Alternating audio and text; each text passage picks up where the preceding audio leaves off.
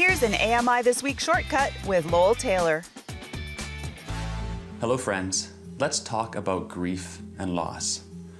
I have retinitis pigmentosa, an eye disease that I've been slowly losing my vision with since I was a child.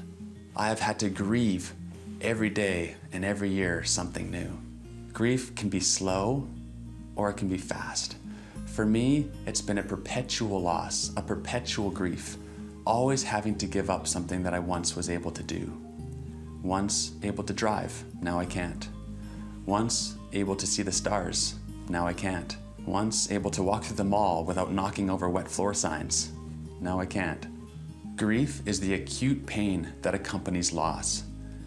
And the depth of the loss is connected to the depth of the love. We all will experience loss and grief in a different way.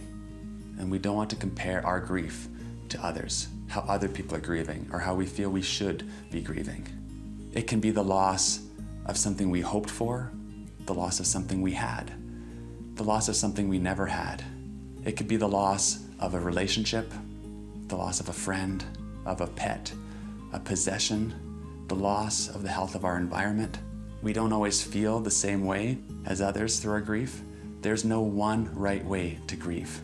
Some people need to talk and express their emotions and get through the emotion of grief by their words. Some people need to process it more in their heads. They need to do some logic, they need to do some reasoning, they might need to do some journaling. There's no one right way, but you need to feel the emotion to move through it. You can't heal what you don't feel, and the only way out of grief is through it. Grief can be seen like waves.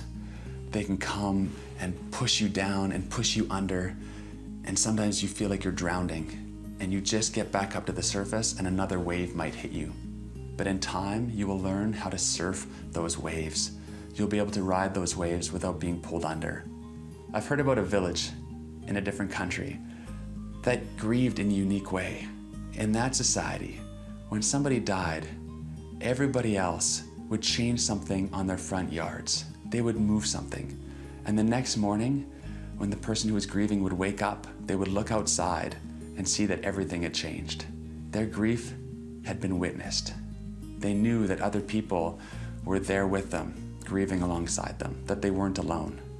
Grief can be an amazing time of healing past wounds and of finding more clarity in life, figuring out what's important to us, as sometimes it can be complex and traumatic.